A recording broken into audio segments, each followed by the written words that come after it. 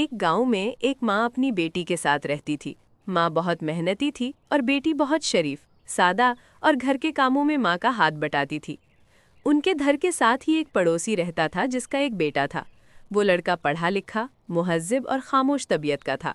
वो रोज़ अपनी खिड़की से अपनी पड़ोसन लड़की को देखता और दिल ही दिल में उसे पसंद करने लगा था। मगर उसने कभी गलत नियत से नहीं देखा, ना ही कोई बदतमीजी की।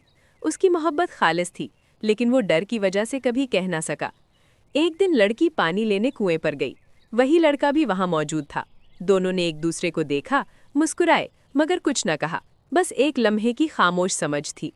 इसी वक्त लड़की का बाप अचानक वहां आ गया। उसने दोनों को साथ खड़े देखा तो फौरन गलत समझ बैठा।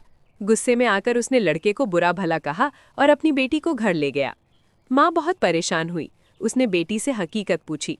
बेटी ने रोते हुए कहा, अम्मी, हमने कुछ गलत नहीं किया, वो बस मुझे देख रहा था, बात भी नहीं हुई।